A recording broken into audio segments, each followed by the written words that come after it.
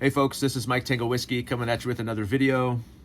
This time another axe video, an axe project that I'm starting here. I thought I'd turn the camera on and document the process a little bit and show you what that looks like. I think axes are very valuable tools for preppers, and I think that they are fun to work on. Working with wood and metal, and you can throw together an axe in a few hours, and it's extremely satisfying and very enjoyable. So if you're new to the channel, welcome. This is the prepping channel for the people in the meaty part of that bell curve, the 68 percenters we're calling ourselves. We're not tier 1 tactical ninja operators, and we're not like off-grid survivalist bushcrafter woodsmen yet.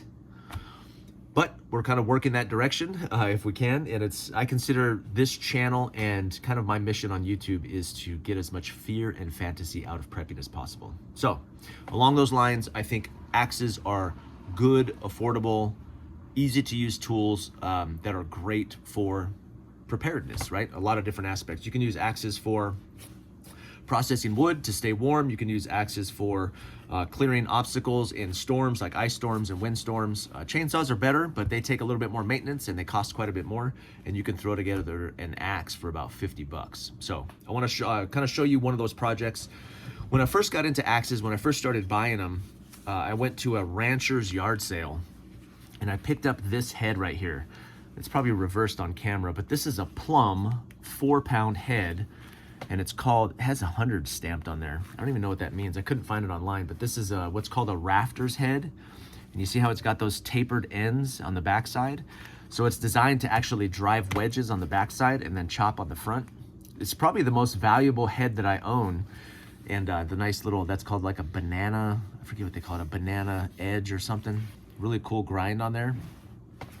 So this is probably the nicest head that I own, and when I first got it, I didn't really know any better, and I threw it on a relatively cheap handle. This is a kind of a middle of the road handle from a company called House Handle.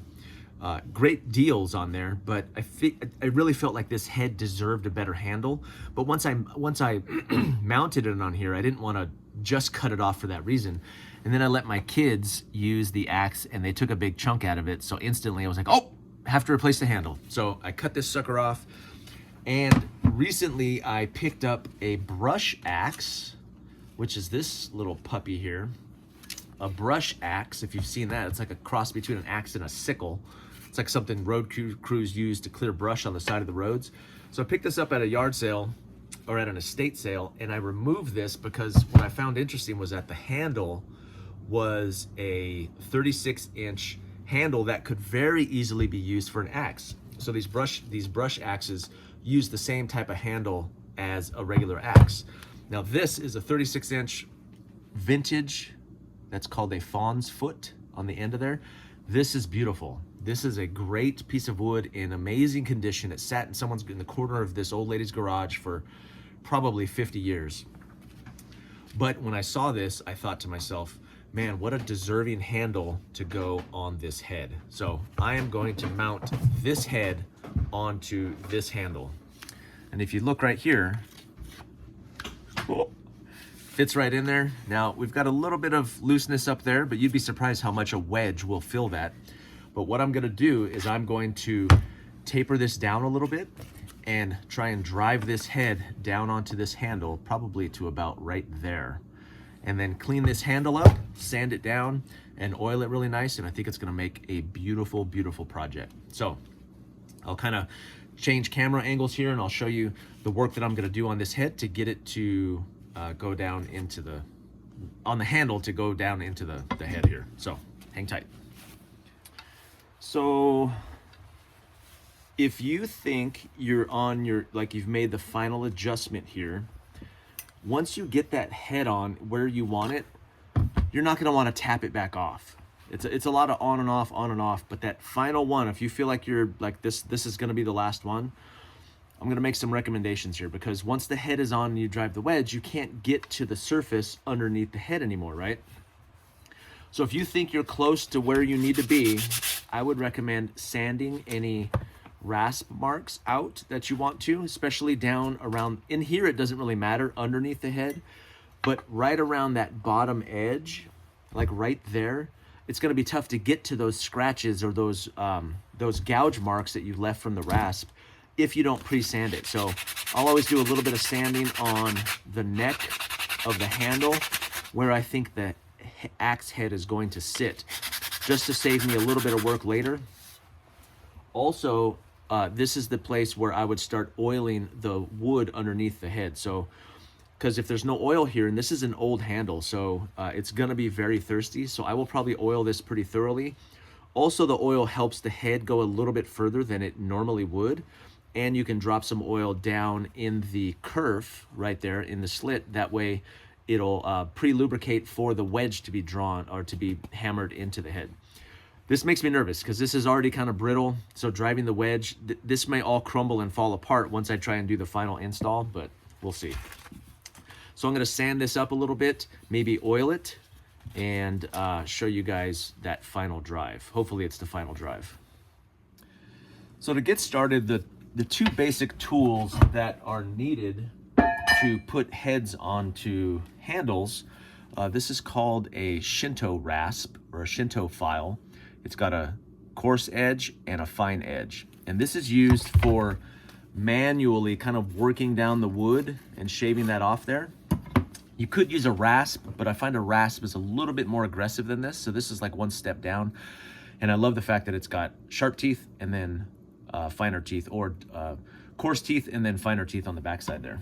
The other thing that you'll need is what I recommend is a dead blow hammer. You can use, they make wooden mallets. You can use a rubber mallet too. But dead blow hammers, they have sand in the head, so it gives a little more oomph when you drive that thing down. And also it's plastic, so it's not gonna damage the wood. I've used ball peen hammers before when I was first getting started on axe handles, and it would split the wood, obviously, right, duh. And especially since this is a vintage fawn's foot, so I don't wanna damage this. So I gotta be very careful because it's right on that edge. Newer handles will come with a flat surface on them, so you can pound on that a little bit harder. But this one, I wanna be really careful not to ruin this handle. So first thing, kind of drive that in there a little bit. Now, what's cool about driving axe heads onto handles is you would think that you would do this, right? Well, that's not what you do. I wish I knew the physics term for what's going on here, but you actually wedge the head on there with a little bit of tension. You hold the handle and you drive the handle from the bottom. And what happens is it drives that head down onto the handle, which is really cool. It looks like it's a little bit crooked there. So we'll start to drive it down. Okay, I'll give it a couple more whacks.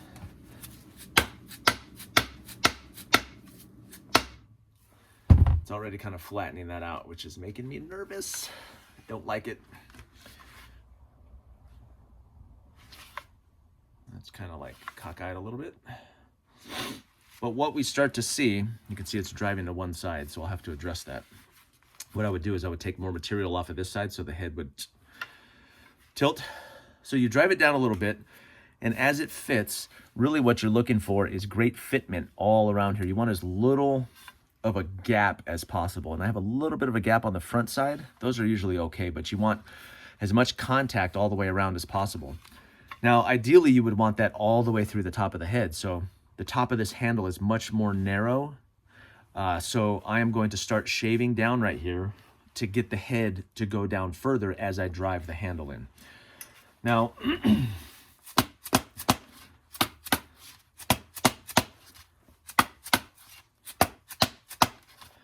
what this will do for you, you got to be careful knocking the head off too, because if you use a metal hammer, I've used metal hammers to drive the head off, and I end up marring up the handle, so you want to be careful.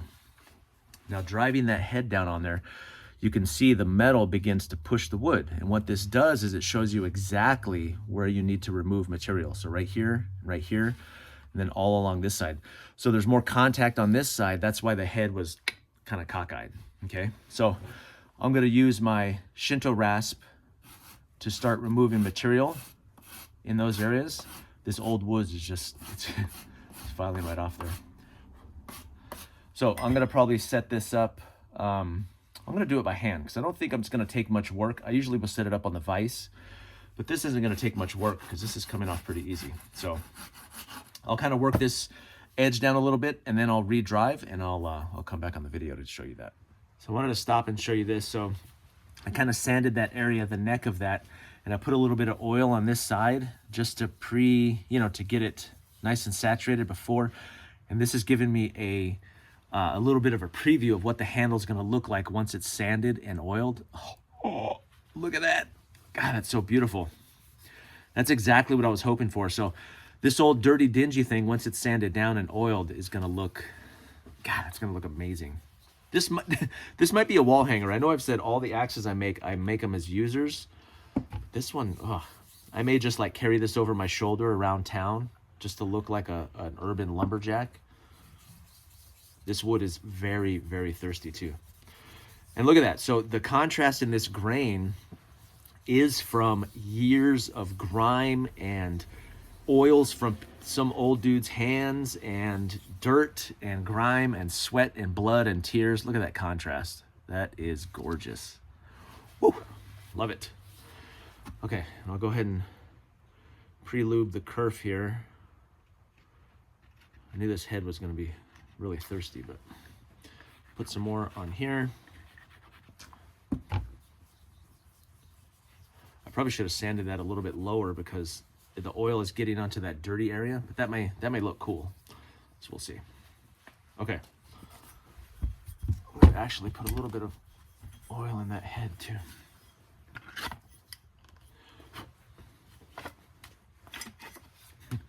It's too lubricated now. Okay.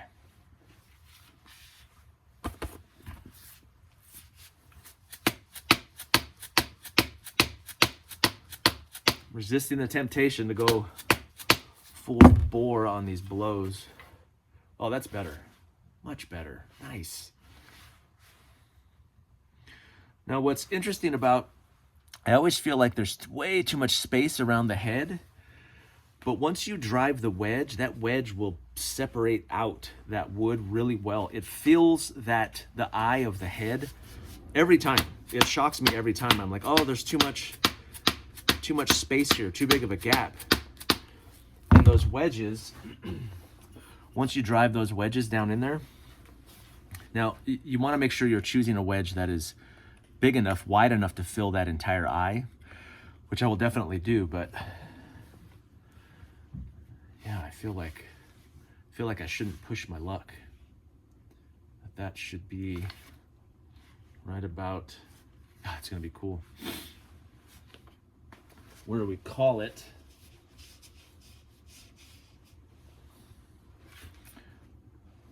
Okay, couple more whacks and then I'm gonna, this thing is so brittle.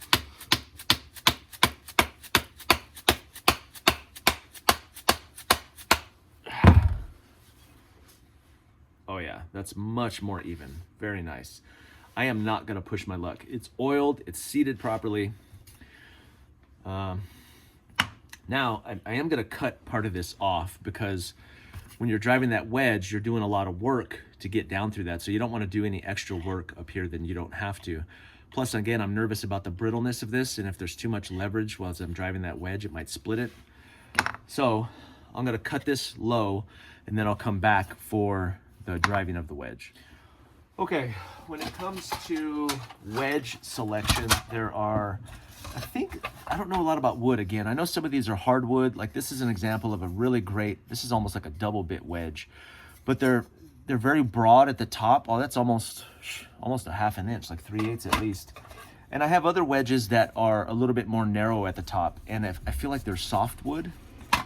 So because this wood is so old and brittle, I'm going to use, and I've cut it down to kind of fit the width of that eye. Again, you want it to fill as much of that eye as possible on both ends. So I'm gonna use a softer wedge with a smaller taper just because I wanna be delicate with this wood, and I don't trust that it's not gonna split on me and ruin this whole video. But I am gonna take the rasp, because another thing that you can do to help fill that a little bit, you see how that's tapered on the back and the front? So what I'll do is I'll run the file on the edges here and try to match the profile of the front of that eye, just because it will, it'll fill it. You want it to touch, you want to have as much contact around the top of that eye as possible. You know what's fun is I talked about axes in a previous, I think it was a shill spill, and a guy in the comments was like, "You don't know shite about axes." And I was kind of snarky back, and he's like, "I told you I would teach you all about axes. All you have to do is ask." So I was like, "Please, sir, make me smart about axes. Can you please educate me?" I mean, I'm not an axe expert. He's an axe expert, I guess. But, you know, I was thinking, well, how much could I not know? They're all made of wood and steel, right? He's like, "Yeah, but you don't know about special wood." I don't know. Yeah, maybe I don't know about axes. I mean, I've made about 30 of them. I know a little bit, just enough to make a video about it. So, I still feel like that's not tapered enough.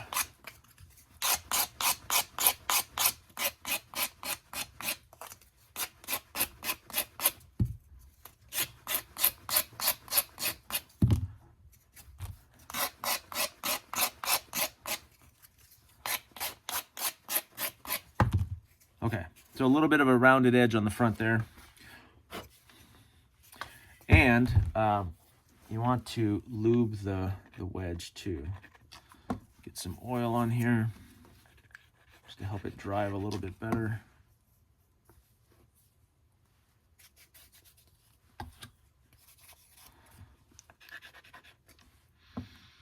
Oh yeah, love me the smell of boiled linseed oil.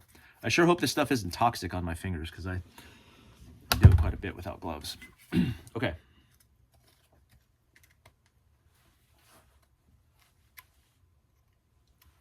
I feel like there's something stuck in there.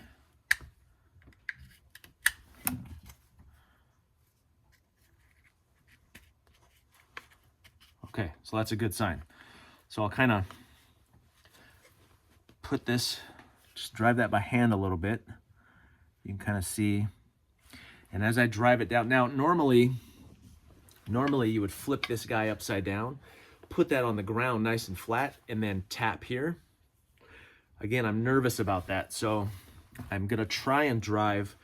I set this on the carpet down here. I have a carpeted floor over concrete, and I'm gonna drive the wedge from the top, just to see if I can avoid.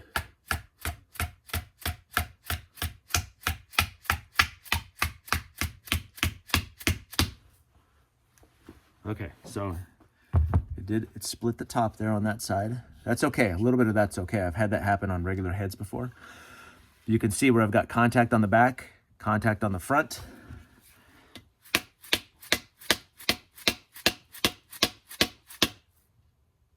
A little bit of a gap on that side. Let's see if I can. Wow, this guy's driving all the way in there.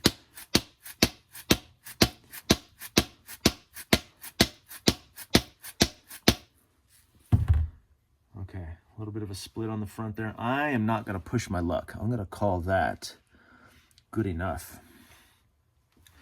So now I'll set this on the vise. And I will trim off the remainder. I think you guys can see that. Coarse and fine. I find that the fine works better on this.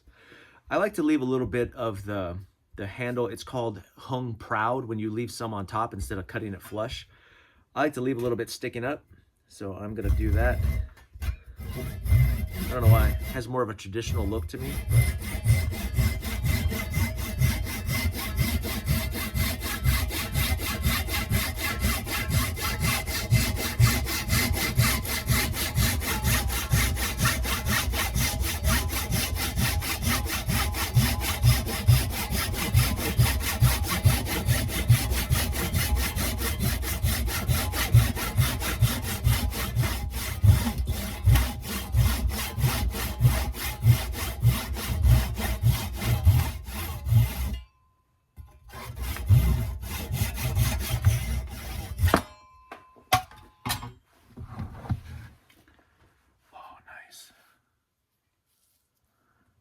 nice. Then you can take your Shinto rasp, or you can use sandpaper too and kind of clean up. Just kind of run it around the top there. Just to round it off. Makes it a little bit more, and you want to make sure the top is just a little bit off.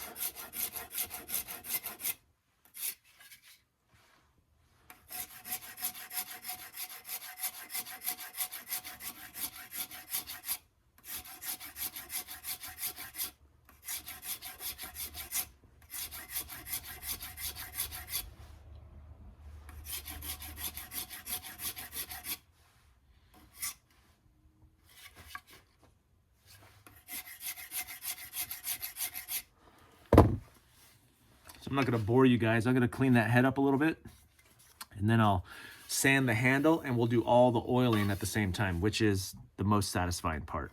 So stand by.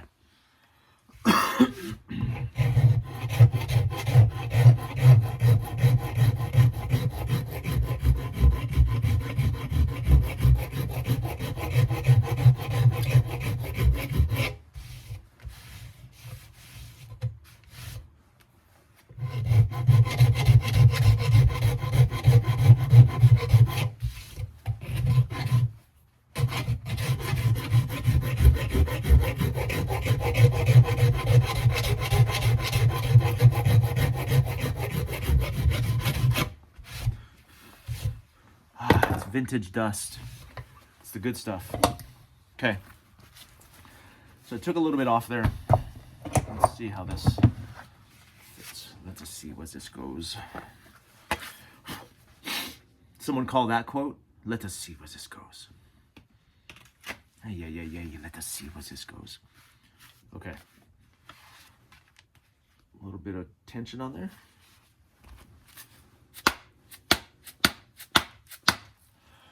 That fawn's foot's making me nervous. Okay, that a little bit straighter. I feel like that's a little bit straighter.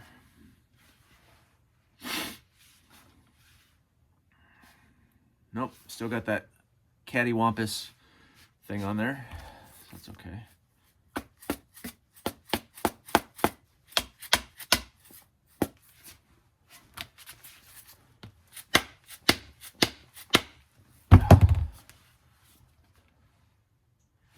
Seems like that got worse.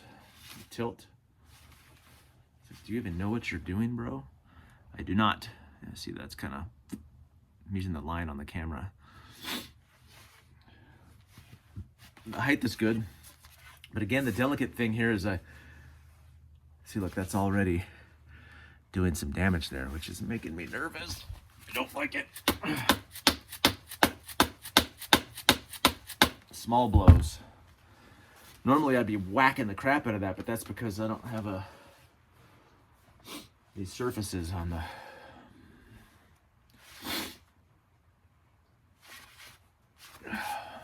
Okay, so I got to do a little bit more work on this side, to maybe just on this side, to get that head to, next time I drive it, to get that head to set down low on that side there, while taking care not to destroy that fawn's foot. But this is kind of a, woo, sexy. Okay, I'll do some more work on this. Okay, so I've sanded down the top of that sticking out. I've sanded down the handle just lightly, just to get some of that dirt off. And I think I'm gonna leave the fawn's foot kind of dirty down here. It's gonna give it kind of a darker appearance at the bottom, which I think is gonna look cool. So, moment of truth. This is the funnest part of axe building. It's putting oil on the handle, especially vintage handles. Oh yeah, so just kind of cake that stuff on the top there, let it dribble over the edges. I just soak that head, because what that's gonna do is it's gonna soak down around the edges, swell that wood a little bit, and give even a tighter fit. And also it's gonna help weatherproof and condition the wood. Very nice. Okay, then I'll do the same thing around the head here. I'll put a kind of a,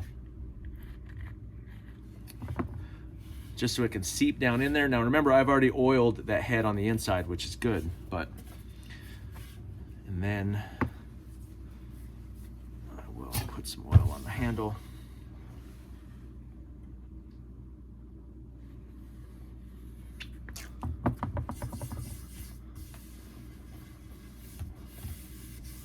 Oh my goodness, look at that.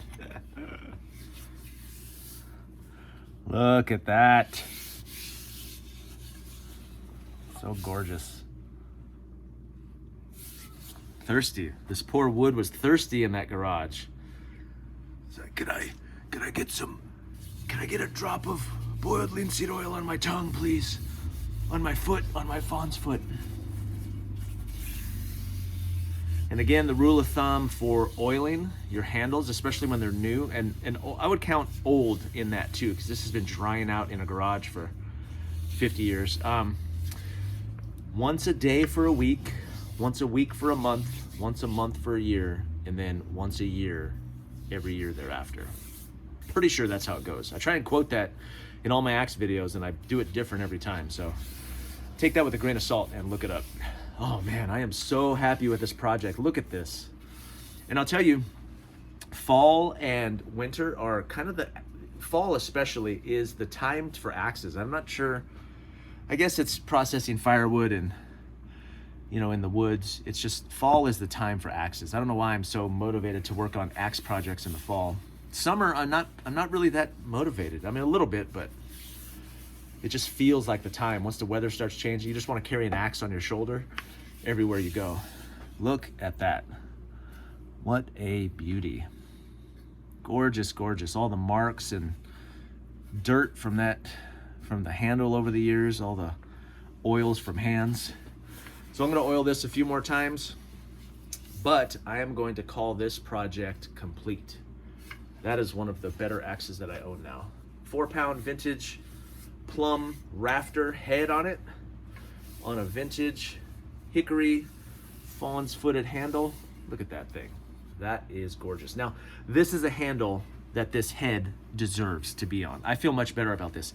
I felt shame every time I would look at my pile and I would see this head on this handle. I would just kind of divert my gaze, you know, in shame, because I was like, oh, and I'm never gonna change it. So I'm so grateful that I loaned my tools to my children, and my daughter, she overswung on a round and like completely smashed it. And I was like, oh, thank you, sweetie, thank you. So anyway, out with the old, well, out with the new and in with the old, right? That's gonna be the thumbnail in this video. Out with the new and in with the old. Anyway, I hope you all enjoyed this little project. A good axe is a good prepper tool. I think it's something that every prepper should have, because it's something you can maintain. It doesn't take gas, it doesn't take just a few hand tools, right? Some sandpaper, and you can maintain these things on the fly. It's a good manual tool to have. It is SHTF proof, it's EMP proof, right? Old beautiful axes. Plus it's just a really fun hobby to get into. So that's enough rambling about my love for old axe heads and handles. So this is Mike Tango Whiskey, and I'm all clear.